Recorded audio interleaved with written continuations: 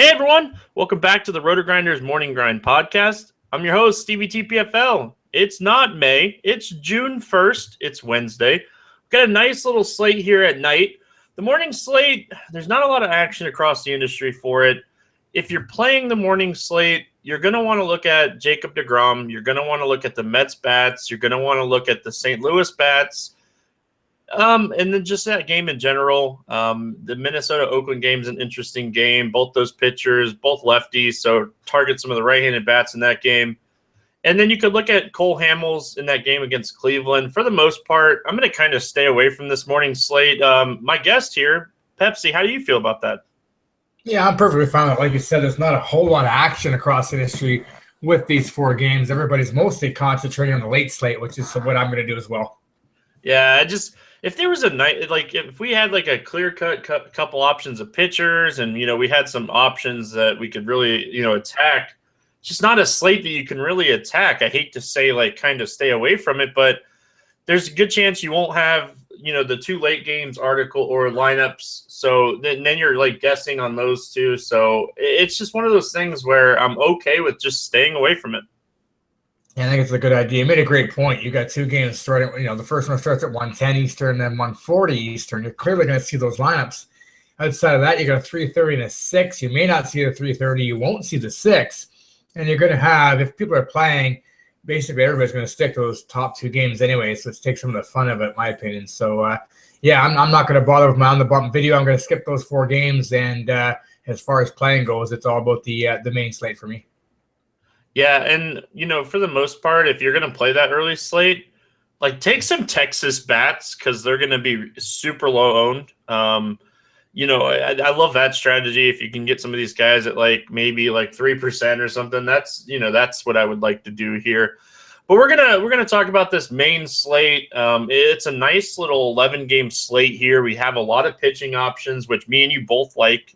Both of us are pitchers guys, so it's definitely a slate that we like. But before we get into that slate, let's talk fantasydraft.com, sponsors of the podcast. If you guys haven't checked out fantasydraft.com yet, make sure you guys do that. If you like the podcast, they support the podcast to support them. They got a lot of PGA action in the lobby. They got a lot of MLB action in the lobby for tomorrow. And if you haven't checked them out yet, make sure you guys use promo code GRINDERS. That way you support us and support them. Hey, if you like the podcast, play over there. Give them a check. Pepsi, let's talk some baseball, my friend. We got Washington at Philly, Max Scherzer, and Adam Morgan. When we're looking at the slate, Scherzer against Philadelphia looks pretty juicy. Yeah, I think that at first glance, this is probably the top pitcher for me. Of course, we got Felix Hernandez coming up later on at San Diego, but he's clearly not right. Even with a matchup like that, I'm not sure I want to trust him. Scherzer got beat up his last start, but that was against a tough Cardinal squad. I expect him to bounce back big time in this game here and dominate a Philadelphia Phillies team that strikes out a fair amount and is pretty weak offensively. So, this is a great spot for Scherzer to rack up some Ks, go deep in the game, and generate a win here. Yeah, I don't know if I would necessarily say he's my top option yet because I do like another pitcher that we're going to talk about here in a few minutes in that Chicago game, Lester against the Dodgers. But Scherzer, probably by far the safest option on the board. Now we're looking at Adam Morgan on the other side of things here. Morgan hasn't pitched terrible this season, but when he does struggle, it's usually against righties. And, there's some righties that can definitely get to him here in this Washington lineup. Yeah, he's got a hard hit rate of just over 38% versus righties. You mentioned that he's struggled with them. He certainly has. His ratios look okay, but I think this is an average pitcher at best. Certainly a guy that we can target with right-handed bats in Washington. And they're fairly expensive across the industry, especially over in FanDuel. But, you're looking at the usual suspects. You got Anthony Rendon, Ryan Zimmerman, Jason Worth. All those guys are in play. And even on the cheaper side, I guess you could go with a Wilson and Ramos as well. Yeah, I like those three guys. Ramos, I don't mind him. If you need a cheap catcher, if his price is up, that's one of the things I won't target. I really like Rendon here. He is starting to really turn it up. Been hitting the ball really well. If we look back, this is the same thing we've seen about 2 years ago with this guy. And, injuries really slowed him down last year. But this is a great spot for him to just, destroy a pitcher that struggles with righties. So I like him. What's your thoughts on Danny Espinosa? I love him against lefties. He has some upside. 6 home runs this season, kind of like really quiet 6 home runs too. Yeah, one of my top punt plays all the time at GPPs. You build that lineup that you love, and you end up with a certain position where it's, you're looking for that value play. Danny Espinosa always seems to fit the bill for me, and I love him versus lefties as well. And you're going to get him in a really good hitting environment here in Citizens Bank Park here in Philadelphia. So, one of the top punt options and multi-positions depending on the site you're on as well. Shown some power too. Home runs in 3 of his last 6 games, so can't hate that at all. Any other bats that you want to mention, or is there anybody that you even want to take a shot on Scherzer? I don't think so. I mean, there's some upside. Maybe a guy like Howard who can hit a home run off him. We know that Scherzer has struggled versus lefties with the long ball. Odubel Herrera maybe comes to mind, but I just don't need to pick on Scherzer. I mean, there's a lot of better spots to go, and I'm not one of those guys that wants to load up on an ace just in case it goes off. That's not for me, so I won't have any exposure to any of the Phillies tonight. Yeah, if it was like Scherzer against like St. Louis or, Chicago, one of these high-powered offenses, then you would want to like throw a stack in there because, if they're going to hit him, they're going to hit him hard. Philly, if they're going to hit him, they're going to score 1 or 2 runs against him with some, singles, maybe 1 home run or something. You know what I mean? Yeah, exactly. It's a one and done likely if they get to him, and I don't want to guess who that is, so I'll be fading them. Yep, I'm with you there. Detroit at LA. Taking on the Angels, Matt Schumacher against Michael Fulmer. Any interest in these two guys? Shoemaker certainly has the K upside. He's had a couple of great games in a row. The Tigers will strike out versus right-handed pitching. Pretty good ballpark for him there. So I don't mind Shoemaker in a GPP. His price continues to rise, though, so this price is getting a little high to use. He's more of a value arm, in my opinion. And, Fulmer, he's been pretty decent as well. Not going to get a lot of strikeouts versus the Angels. They just don't offer up a lot of strikeouts whatsoever. So I'm not as big on Fulmer here just because I don't even necessarily think that he wins in this matchup. But, Shoemaker does have the strikeout potential. Wouldn't talk you out of it, but it would be a GPP-only play for me. Yeah, the thing that I don't like about Schumacher is he struggles with righties. High BABIP, high on-base percentage, high WOBA, pretty high hard contact rate at 30%.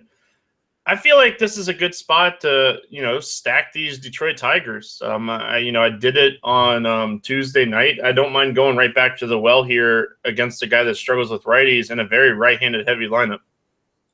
Yeah, I don't hate the idea. If you're the ultra contrarian guy and a cheaper GPP, you're going to get the Tigers low owned. Shoemaker's got to regress at some point. You consider the pitcher in the ballpark and the matchup here. I can't see too many guys being on the Tigers, and with all the home run thump they have, that could be interesting. Every day I give out 3 guys that I'm going to target that's under 8K over on Fantasy Draft. And my first one actually comes from the Tigers here. It's Nick Castellanos at 6,900. It's just too cheap for a guy that's been hitting right-handed pitching so well this season. I just love this price tag. It's just too cheap for me. It's a great price tag. This guy's really coming to his own. If you're not really paying attention to the Tigers, he's usually hitting about the 5 spot, right behind all the big bats here, and been crushing left-handed pitching this year. And this was a big-time top prospect. It's taken him a while to come along, but Castellanos has got a big bat. He's producing this year, and he's flying under the radar, so I like that pick. Fulmer, we don't have a lot of data on him. We've seen some strikeouts. We've seen some struggles with righties. The xFIP compared to his ERA suggests that, he's getting very unlucky to right-handed bats, and then to left-handed bats is saying he's getting very lucky. So unlucky one hand, lucky on the other hand. Is this a spot to maybe target Trout, Pujols, maybe some of these right-handed bats in tournaments? I'm not in love with it. I mean, Fulmer's a good quality arm, one of the Tigers' top prospects. Good strikeout rate in the right matchup. Again, the Angels don't strike out a whole lot, but good enough pitcher that I don't need to pick on him. He's not having these struggles that a lot of young guys do. He's had, 5 or 6 starts down at major league level. I think he's got good stuff. I don't want to pick on him. I mean, I'm not against I Mike Trout, but other than that, as a one-off, I'm not really looking to go after him or the Angels bats tonight. I don't mind those 2 guys in a tournament. It'd just be tournament plays only there for me. Boston at Baltimore, Joe Kelly, Mike Wright. Joe Kelly's an interesting arm when we look at what he's been doing lately outside of a matchup at Toronto. His last, 12, 13 starts, dating back to last year have been solid. outside of that start at Toronto. Yeah, we're talking about Tanaka, sorry? No, Joe Kelly. Oh, I'm sorry. I totally missed what game you're on. Sorry, you cut out there for a second there, Stevie. Sorry, I thought you skipped to the Yankees in Toronto here. No. Yeah, Joe Kelly, Mike Wright. I mean, this is a game where I think we can attack with both the hitters, even though I wouldn't call either one of these guys a gas can. So, Joe Kelly, pretty hittable from both sides of the plate, but a guy that usually keeps the hitters off balance, pretty good control, tends not to get blown up, but gives up, his 2, 3, 4 runs per game here. So in this ballpark, I think we can attack him with some more hitters. On the flip side, Mike Wright's been much better than how he started the season, but he still gets hit pretty hard by lefties. So a guy like David Ortiz and Travis Shaw come to mind here. But that Boston lineup, it's gross. It's the best offense in baseball. They're putting up 10 spots for fun. I think you definitely want to stack both these teams at GPPs. You don't want to roster either of these arms. And I think we can go here in cash games, too, with the right spots. Adam Jones is pretty cheap. Like I said, Shaw and Ortiz are in really good spots here. Both cash game playable, both stackable, in my opinion.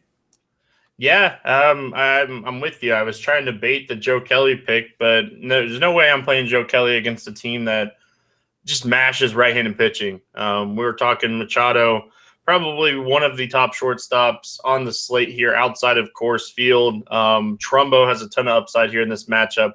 I really like Baltimore bats here. I feel like you can even look at Chris Davis if you want to be different. A lot of people are going to play David Ortiz in the same game. You could be different with Chris Davis, and he has just as much upside here. Yeah, certainly as much upside, but he has not been very good recently. He's been awful at the plate. But, again, that's kind of who he is. He looks awful at times, and he busts out with a couple homers. And even in the same game, he can have 2 awful at-bats and also homer twice. So Davis is certainly going to be under own, I think, tonight, especially like you said, we can get Ortiz in the same game here. But this price is coming down with the slump. But he's got to break it at some point with Joe Kelly being so hittable. The strikeout upside not only there for him, which bodes well for Chris Davis. Let's talk some, Boston bats here. I mentioned David Ortiz. Is there anybody else you kind of want to look at here outside of David Ortiz? Well, like I said, Travis Shaw, obviously a lefty, and Mike Wright's had a lot of problems with the lefties. Jackie Bradley, we know how hard he's been. And, I mean, basically everybody's in play. Bogarts and Betts are 2 of the best hitters in the game. Pedroia had a big night. There's not a guy really 1 through 7 to me that's not in play here, but I really like the lefties, and I think Travis Shaw is sneaky just because there won't be a lot of guys on him. Yeah, the only thing I want to mention here, Jackie Bradley Jr. on paternity leave, so he won't be back until Friday, so make sure you don't play him in your lineups. I do agree with Shaw. Alexander Bogaerts and Mookie Betts. Betts is going to be super popular coming off of a 3-home-run game here. I'm not against fading him, but I'm not going to leave him out of my Boston stack here. No, you can't leave him off your stacks. Look what he did last night, like you said, a 3-homer game. This guy's got jack-of-the-bag upside every single night with his speed and power combination here. So, multi-hits, multi-runs. He can do it all offensively. I absolutely love the talent here.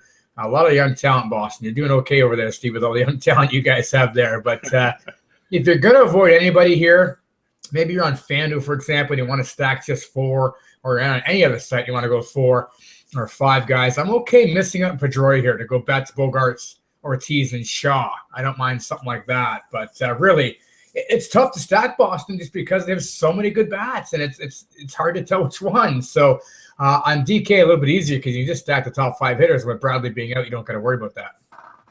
Yeah, I definitely agree there. One other mention that I want to talk about here for Baltimore, I just love Jonathan Scope against right-handed pitching. And when Kelly does give up fly balls, he has actually pretty high home run to fly ball ratio. Even though he only gives up about 25% home fly balls, Scope, a guy that can definitely benefit from facing a guy like Kelly. I like Jonathan Scope, and it's just one of those things. I play him way too much.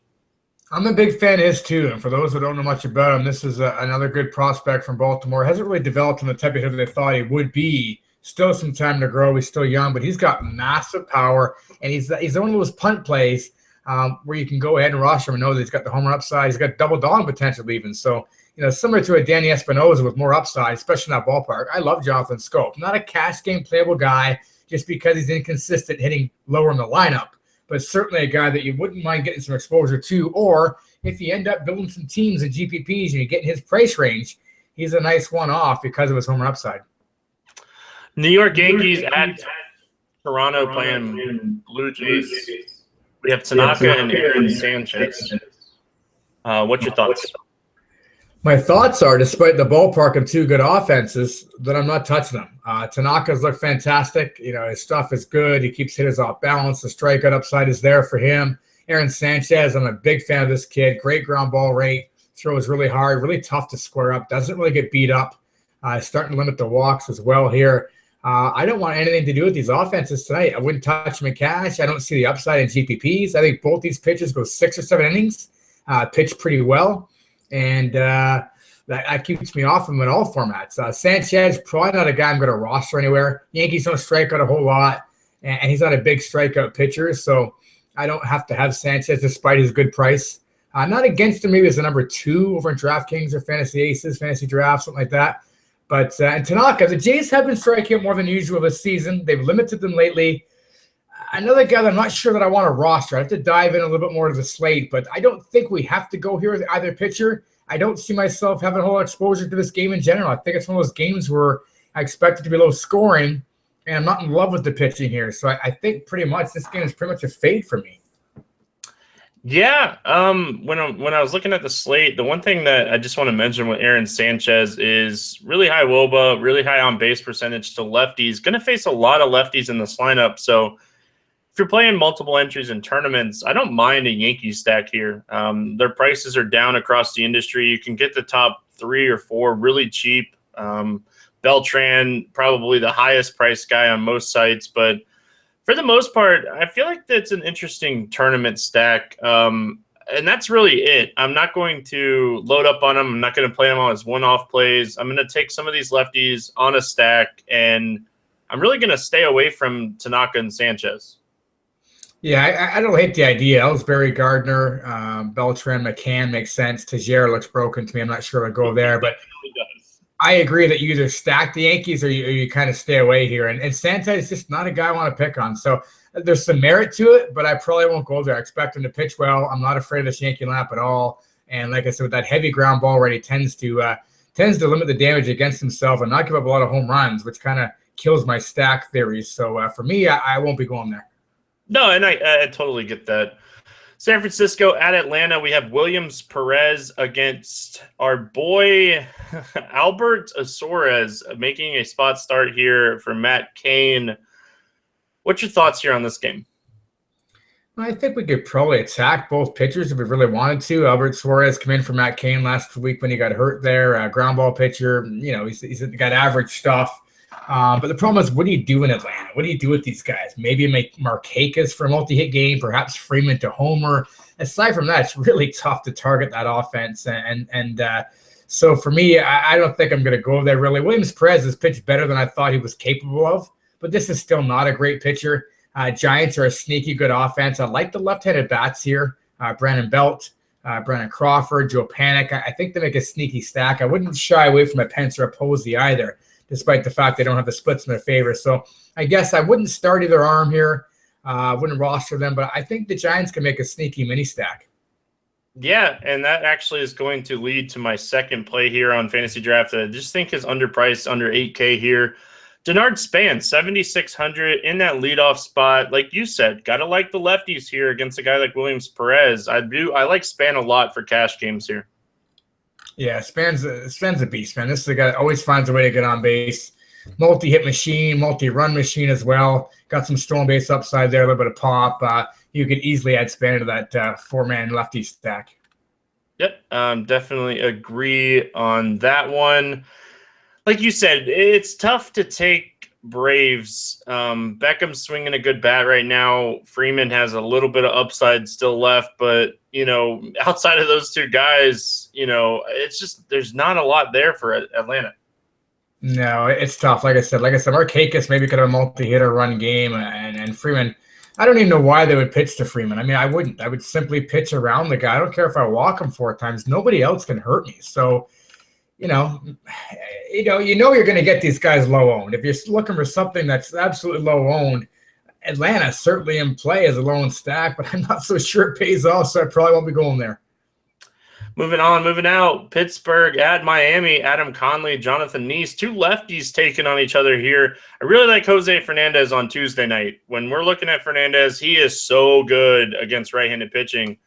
We cannot say the same for the most part, but Adam Conley has a little bit of reverse splits. Do you dare take Adam Conley in his reverse splits against a Pittsburgh team who is super good against lefties? I was nervous about taking Jose Fernandez against Pittsburgh because of a good offense, a team that doesn't strike out much, puts the ball in play. I didn't see whole lot of upside there, so I'm certainly not taking Adam Conley. And Adam Conley looked awful against Atlanta's last start. Control was off. He just looked messy to me. And this Pittsburgh team is a very good team versus lefties. Marte and McCutchen especially. They smash lefties. Cervelli's in play. David Freese is in play. That's a good team versus them. So, no, I got no interest in rostering Conley. And on the flip side, Jonathan Neese, one of those guys that to me is just that ho-hum lefty, kind of a finesse lefty, never really gets rocked, gives up a couple of runs every game, but I don't have to attack him with batters either. Marcell Ozuna is interesting to me. He's been hitting the ball really well. But aside from that, I don't really pick on Neese a whole lot. In that ballpark, I don't see a whole lot of upside in the Miami Marlins lineup here, but I do definitely want a piece of the Pirates and GPPs at the very least. I would be stacking them. Yeah, you want to know how well Ozuna's doing? He is priced more than Stanton. Yeah, not surprised. The guy's been on fire here. And when are we getting Stanton back anyway? I mean, I guess he could come back in this game. Yeah, I just don't know. It's a side issue, so it's discomfort. They're not going to rush him back. Yeah, I mean, obviously if Stanton breaks his way back in the lineup, he's healthy because, as Stevie said, they're not going to rush him. And a matchup versus Neese is pretty sneaky. His prices come down. Guys might be a little weary of him because of his slump and because of his injury there. So if he gets into that lineup, you could find him on their own. I certainly like him, but I'm not so sure I'd go after him in cash games. So. Yeah, now looking at some of these bats, you mentioned a lot of Pirates bats that you like. I'm going to mention some that I like as well. If Mercer's in that leadoff spot, he's pretty cheap across the industry, especially on FanDuel where you have to play a shortstop. At 6,600 over on Fantasy Draft, nobody likes to play middle infielders on, a site like Fantasy Draft. Sean Rodriguez is a really interesting one for me here. If he's in the lineup, he's 5,600 on Fantasy Draft, and he has a lot of power against lefties. So I like Rodriguez, and I like Mercer on top of all the, the bats that you mentioned here for the Pirates. Marlins, we mentioned Ozuna. What about Martin Prado? He continues to hit lefties really well. Yeah, absolutely. I don't mind Prado there. Again, Prado's one of those guys I think you include in a stack. I don't think he's a guy that you want to have as a one-off. It's just the upside's a bit limited, especially in that ballpark. Although you're right, he's been hot, and he hits lefties well. So, you get him and Ozuna, perhaps a Stanton back in there. That makes for a nice little mini stack. But aside from that, I'm not looking to go after him. Moving on, Los Angeles Dodgers, Chicago Cubs, John Lester, Mike Bolsinger. We saw a pitcher's duel on Tuesday night that both these guys, for the most part, did really well. So what's your thoughts here when we're looking at Lester and Bolsinger? Yeah, Bolsinger is a strange guy. He doesn't have great stuff, but he rarely seems to get hit all that hard. But this is a Cubs team that's got a really explosive offense. So I want no part of Bolsinger. I'm more likely to stack the Cubs than I am to go with Bolsinger. And John Lester is one of the most consistent, safest pitchers in baseball. This LA Dodgers team offensively has been awful. Strikeouts are a little bit limited there just because they don't strike out a whole lot. But you have to like John Lester. I know you mentioned that maybe you preferred him over Scherzer. I think the strikeout upside is limited in comparison to Scherzer. But aside from that, Lester's at home. He's pitched great. The Dodgers have not been good. He probably throws another gem and comes away with the win. The more you think about it and look at it, Scherzer is definitely the safest option on the board against Philadelphia. Just John Lester's been pitching deeper into games, and I think he's a good pivot in tournaments just in case, Scherzer gives up a few runs and Lester goes out and dominates. I feel like we're going to see some run support here from the Cubs when we're looking at Bolsinger. So I feel like the Cubs are going to get Lester some run support. That didn't happen for Arrieta on Tuesday night. So I think this is a good spot to target Lester as a pivot off of Scherzer in tournaments. But if you're playing on a one-pitcher site like FanDuel and you're playing cash games, Scherzer's the guy. Lester is definitely an option, but Scherzer's the guy in cash. Certainly will be fun on two pitcher sites to see if you can get Lester and Scherzer in there. and see what you can kind of build around them. I know it'd be tough out there, but it's not really a night, even with a game in Coors Field, where you have to have a lot of batters. Maybe aside from the next game I think we're getting to next for the game in Houston there, where I think you're going to watch some of these Astro right-handed batters. But aside from that, it's not a lot of offense like tonight where there were so many things jumping out at you, you didn't know where to go. So on a night where the offense is a bit quiet, getting Lester and Scherzer would be dominant and help you on your way for sure to cashing. Tougher to do in GPPs awfully, but in cash, I'm wondering if that'll be doable. It's very easy to do on fantasy draft and build a good team. I'm just going to leave that out there. Scherzer's 25,000, but Lester's only 19,200. You can build a good lineup with both of those guys. So I would not be shocked to see a lot of people have both those guys. Let's talk some bats here. When we're looking at Cubs bats, Bolsinger's a guy, smaller sample sizes, but dating back to last year, he's really struggled with left-handed bats. 342 WOBA, 333 BABIP. He's a guy that I feel like we can target, like maybe Rizzo, who's kind of semi-cold, and some of these lefties. Yeah, I mean, I love Anthony Rizzo. Like he's not swinging a hot bat right now, but it means we get him a discount. I love the upside there, especially in his home ballpark. Dexter Fowler is also a guy I absolutely love at the top of that order as well there. Those are the two guys that I would mainly target. If you're looking in cash games or whatnot, obviously in a stack, there's a lot of options to go with in that team. Jason Hayward, of course, who hasn't been great, but still Ben Zobrist, of course. I'm not even going to be afraid of Chris Bryant, even though that's a righty-righty matchup there. All five of those guys are certainly in play. Pick your poison as to how you want to stack them. And even a guy like Miguel Montero, pretty good value catcher too with some big-time pop versus a righty in that small ballpark. I like it. Any bats that you want to target here for the Dodgers against Lester? Not really. We talked about how bad these Dodgers have been against everybody. I mean, they've been bad in Coors. They've been bad versus lefties versus righties. I mean, who do you really trust here? I mean, normally maybe you'd say, hey, Yasiel Puig or Justin Turner, some of these righties that are fairly cheap, but I can't trust any of them right now. And Lester has just shown me year after year, this is not a guy you want to pick on. We talked about throwing out a guy out there just because he'd be low owned. I just don't see it. I'm not guessing the one guy that might hit Lester. I'm completely fading the Dodgers in all formats. No love for Kiki Hernandez, minimum salary, probably expected to bat leadoff here.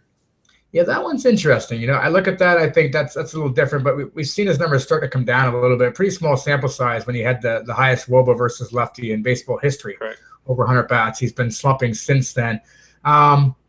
Minimum price in a GPP, do I hate it? No. Am I seeking out Kiki Hernandez tonight? No. Yeah, fair points. I think he's going to actually be really popular in cash games at 2K on FanDuel. We'll see what happens with that. He's cheap on fantasy draft as well at 5,400. Trace Thompson's 5,600 over on fantasy draft. Both these guys are cheap. I don't mind either one of them if you're going to play tournaments. Moving on to Arizona at Houston, Robbie Ray, Michael Fiers. You mentioned it already. We want some Houston righties. No love for Robbie Ray, dude. No, this guy, I mean, when the San Diego Padres light you up and put up, double digits in runs, you're in trouble here. And Robbie Ray has not been good versus righties. Got a hard hit rate around 40%, which is just awful. This ballpark, his control has been off. So every time he's given up a home run, there's usually a guy or two on base too. So I absolutely love the Houston Astro righties. Jose Altuve, obviously one of the best lefty mashers of all time. Carlos Correa, George Springer, they're all in play for me here. So even if Evan Gattis gets the start, he didn't start tonight because he caught the 13-inning game on Monday, but you could see him possibly get a start. It's back in Houston, so this is a game where he could DH. So even Gattis is in play. I keep forgetting that sometimes when they do his interleague games, they flip-flop where they're starting and finishing. So all the righties really in play versus Robbie Ray for the Astros. Michael Fiers here. Any interest in him? I don't mind Fiers. Quality pitcher. Good stuff. Arizona, not a team I love to pick on. They don't strike out a ton. They don't have a lot of left-handed batters that can touch up Fiers. Maybe a guy like Jake Lamb comes to mind that I don't mind here. But again, he's another neutral pitcher for me. I probably won't roster him. I also don't feel the need to pick on him either. Yeah, I definitely agree. If I'm going to take any bats here against Fiers, it's going to be Goldschmidt. Interesting. I'm okay with that. And man, talk about a guy that's really been disappointing. I mean, I'm not a league-long fantasy guy anymore, but this is a guy that I thought would be one of the top players in baseball, and he's really disappointing. I wonder how much that has to do with A.J. Pollock batting in front of him, behind him, whatever the case is going to be, going down with an injury and really limiting that offense a little bit. But Goldschmidt has just not been the same guy, even against lefties and great ballparks, matchups. I think he's a great one-off here. Fires as a fly ball pitcher and prone to the home run ball, especially the Crawford boxes being so close in left field. And I think you get him highly under-owned, whereas last year you wouldn't have. And his price is very reasonable. Yeah, and a 36% hard contact rate for fires against righties dating back to last year. So I feel like Goldschmidt has some upside here in this game. Actually don't mind Gene Segura as well. If he's in that leadoff spot, he's just cheap and he just continues to produce. Like, he has been one of the safest bats for Arizona this season, and usually that's not even a question for Goldschmidt. But Gene Segura, of all people, he's been consistent here, so I don't mind him as well. Any other thoughts before we move on in this game? No, that's about it, man. Houston's gonna be a popular team. That's not a team you want to fade. They are. Last night we looked at the Rockies and thought, okay, that's the team you need to be on. I think that's the Astros tonight, to a smaller degree. Not like, we don't expect the Astros to score 12 runs necessarily, but I really believe that the Houston Astros versus Ray is maybe the best spot of the night. It's really interesting. Tampa at Kansas City. Chris Archer, Danny Duffy, lefty against Tampa, and Chris Archer against Kansas City. Some interesting picks here. What's your thoughts? I look at this game and I think, like some of the other games we looked at, complete fade for me. Chris Archer, starting to get things together again, a good pitcher, great strikeout upside. I don't love him versus Kansas City. I don't roster anybody versus Kansas City. I realize they're not the same team as they were last year. I realize they're banged up, but look what they did to Drew Smyly tonight. This is just not a team that's fun to pitch out. There's no upside here. They battle. They don't strike out much. They take you deep in accounts. They're a frustrating team. So no Chris Archer for me. I just don't see the upside. On the flip side, Danny Duffy is a guy that I really like. I've always liked him. I rarely target hitters against him. That being said, this Tampa Bay team's been really good against lefties, but the ballpark's really tough as well. So it's hard to go after a Tampa Bay Ray in your cash games. There is some merit to perhaps stacking them in Kansas City, but I don't know. I feel like I'm just not going to bother going there either. And that Royals bullpen is absolutely ridiculous. So unless they get to Duffy early, it's tough to score runs in that park versus that team.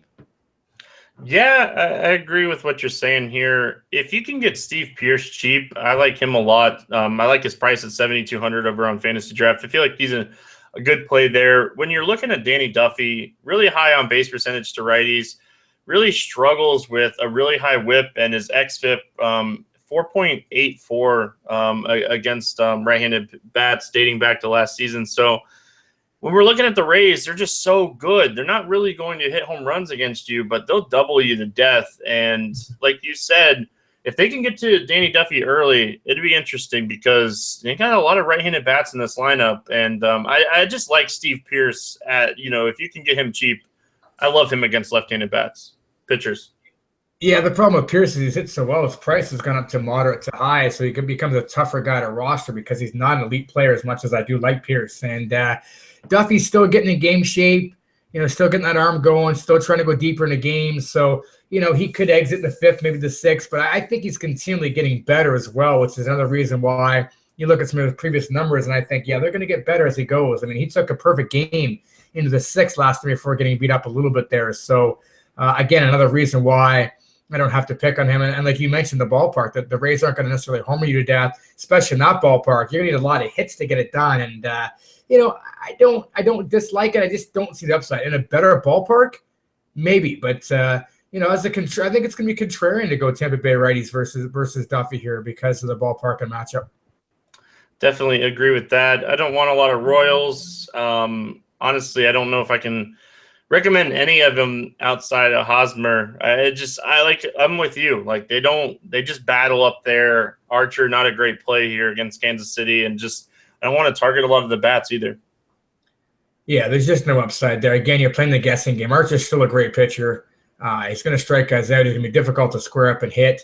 He has been a little prone to the home run ball, but again, it's Kauffman Stadium. Some of those balls are going to die on warning tracks here. So picking a Royal who might go off, to me, I'm not going to waste my time. I don't see the stack. I don't see the upside. I'll be fading Royals.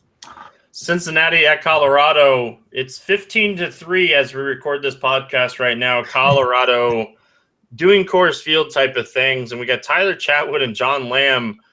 If Moscott wasn't good, what is John Lamb? Yeah. The difference being he's a lefty, I guess, and that might save him a little bit because, Blackman, Parra, Cargo, all facing lefties make it a little more difficult. I was likely to walk them as opposed to give up home runs to them. Of course, Lamb's not going to last long, probably. Then you face the worst bullpen in possibly baseball history. And every one of them, other than their closer, is right-handed, which opens the door back up again for some runs. So we love the Rockies again. I don't think we love them as much as we did last night versus Moscot, but I don't even know if I love the Rockies as much as I like Houston for right-handed batters tonight, to be honest. But they're certainly in play. You want to pick on John Lamb. Arenado is certainly the top play. A guy like Mark Reynolds becomes an even more important piece there, and LeMahieu, if he continues to get second, certainly in play. On the flip side, I'm not dying to pick on Tyler Chatwood. Does a pretty good job of keeping the ball down, generating ground balls, not getting beat up a whole lot. But that doesn't mean guys like Bruce and Votto can't take him yard in this one as well. So it's the same old Coors. Everybody's in play. Just don't love it like I did last night. Yeah, I'm going to kind of just pick my spots here. Adam Duvall's a guy that I like a lot for the Reds. Trevor Story, Nolan Arenado at 8,700 over on Fantasy Draft is just too cheap for him. And you can look for Ryan Rayburn where he's cheap as well. He should be in the lineup against the lefty as well. Yeah, I agree. I mean, Chatwood doesn't really have huge splits to lefties or righties. Duvall's the guy that I love because of his power potential. Brendan Phillips was a late scratch today, so make sure he's in the lineup if you're looking to go that route. But, I'm perfectly fine just rostering three Cincinnati Reds bats, and that's Votto, Bruce, and Duvall because they all have multi-homer upside. Hamilton, if he sneaks up to the 2 spot with Phillips being out, maybe he's leading off or hitting 2. I love the upside there because he only needs to get on base once, steal a bag, score a run, pay off that salary his too. So I think we see runs here again. I just don't think we see 18 to 20 this game. Who knows? Like you said, it's still going on now in Colorado. There could be 20 plus runs scored here, but I think we see more maybe more of a 6-4, 7-3 type game in that one, but still plenty of runs and action to be had. Yeah, tied a franchise record with 7 home runs on Tuesday night. Don't expect that again on Wednesday night, but get your exposure to Coors where you can. Seattle at San Diego, Felix Hernandez, Kristen Fedrick. Hey, Felix gets a matchup at San Diego against the Padres. We got to be kind of excited about that, right? Yeah, I'm really torn with this. And like I said, I haven't done all my digging in just yet here. Most of this is at a first glance. Felix Hernandez doesn't look right to me. The velocity is a bit down. That splitter his isn't dipping and diving into the zone. He's not even getting ahead of batters to generate the opportunity to get the strikeout. So I'd like to see more of him. This matchup is great. I mean, the Padres are awful. They strike out a ton versus right-handed pitching. It's in a great ballpark. You want to go there, but despite him struggling, his price across the industry remains ridiculous. And I just can't pay this price until I see him better. If Felix Hernandez was the only pitcher on the board today that I liked, the only elite guy, we didn't have Scherzer, we didn't have Lester, I might be more willing to roll the dice. But when you have guys like Scherzer and Lester who look a lot safer to me or even cheaper on most sites, I don't know that I want to go to Felix Hernandez here. Have you had a chance, Steve, to see him pitch? Like, what are your thoughts about his mechanics and his arm right now? I just feel like he's getting older. He's not the same guy we seen 3 or 4 years ago. The splitter, like you said, not doing splitter Felix Hernandez type things, and that was really his strikeout pitch for a long time. So while I do think he's in play on this slate, I'm not going to say he's a cash game play against San Diego. I think that's, crazy, but you're paying a premium for him, and we really haven't seen that premium game from him this year. Like, I feel like, one of his best games this season was really early in the season against Oakland where he struck out 10 people, and we've only seen double-digit strikeouts that one time this year.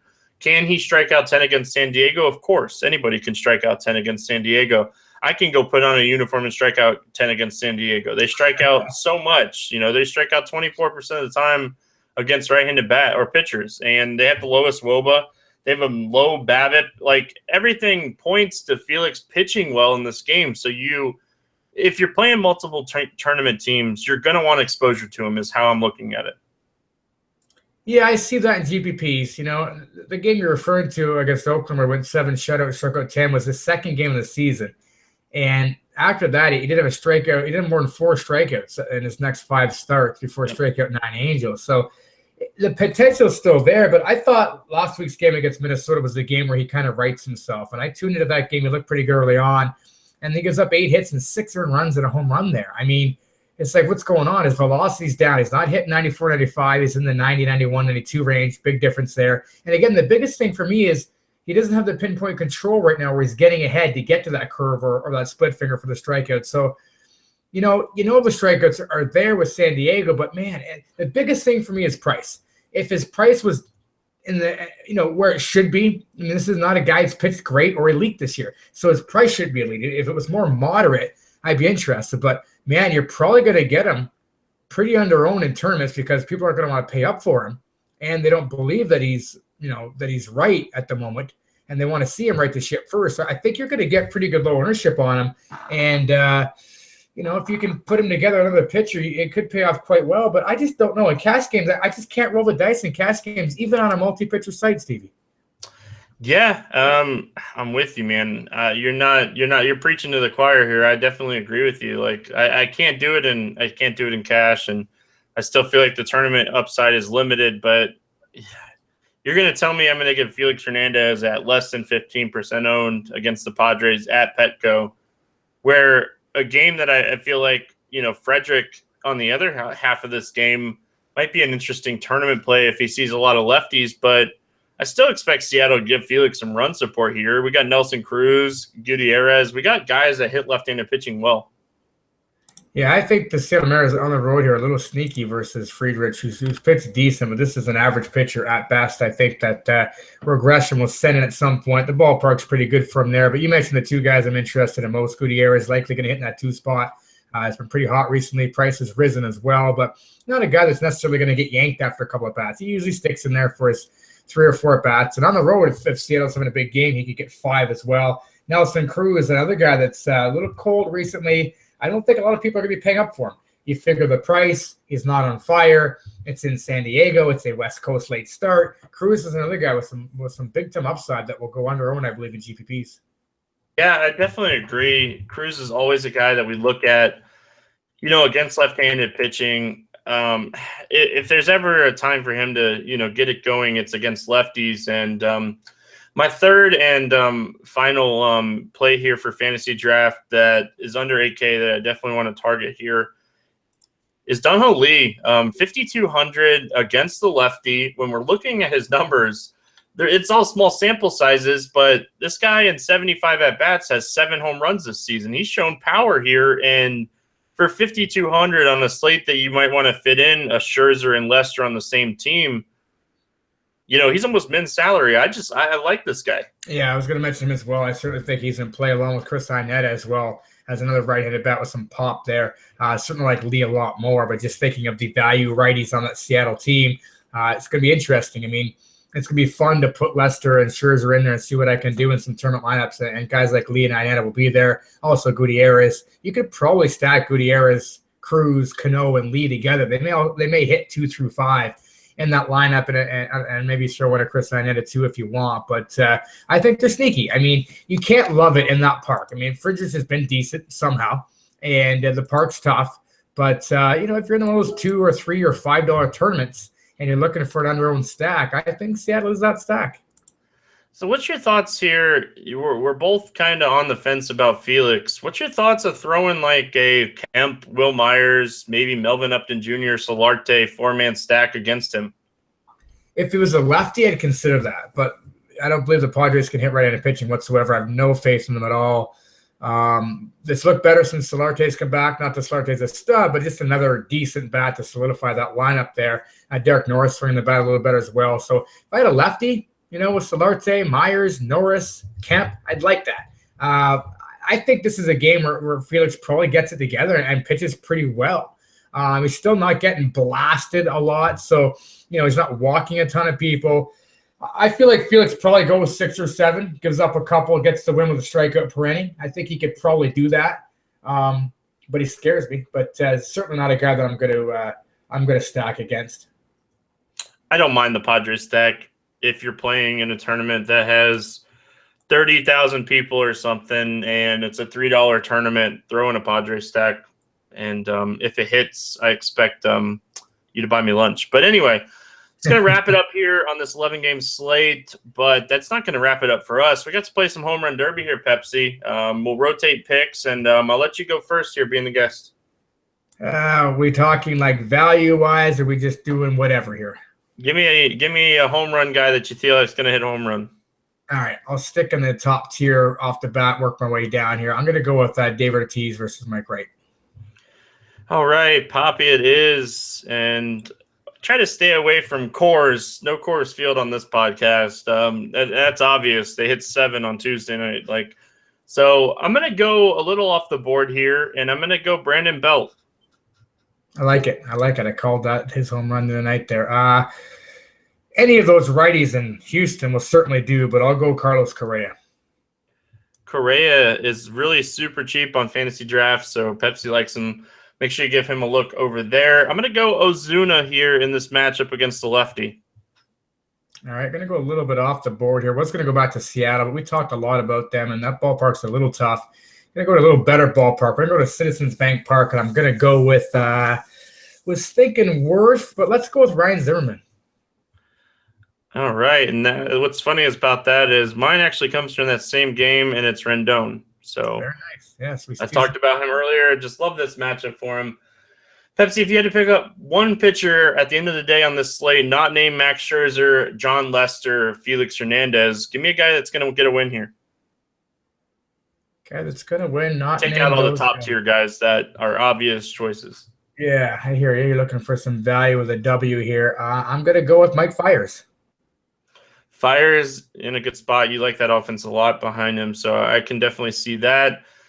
I'm not going to use him, full disclaimer, but I do think that Aaron Sanchez picks up a win here against the Yankees. I just don't see this game. I don't know. I just don't see this game being really high scoring, or it's going to be really high scoring. It's going to be one of those games where it's not going to be anything in between. Yeah, it's a low-scoring game. I think you're right. I think the Jays do find a way to get it done. I hope you're right. But I actually give the edge to Sanchez over Tanaka as well, so it's interesting. All right. Any other final thoughts before we get out of here? You don't have to load up on Coors tonight. This could be one of those nights where it disappoints after a big one last night. With these two pitchers, I just don't have that all-in at Coors feeling. I think Houston's a better play to go and a better spot to go, especially in your cash. Get those Houston righties. Get yourself an ace in cash, speaking mostly. And filtered out through there, guys. All right. And you can find Pepsi every day on the bump, 4 days a week, right? Yes, sir. All right. So make sure you guys check that out. And while we're checking things out, make sure you guys go over to our sponsor site, fantasydraft.com. Use promo code Grinders. And if you use that promo code, you get incentives here at RotoGrinders for free for a year for fantasy draft. So always good analysis over there. And you get a 100% deposit bonus up to $600. So make sure you guys check them out. We'll be back here on Thursday. So until then, good luck in your contest tonight, and we'll see you then.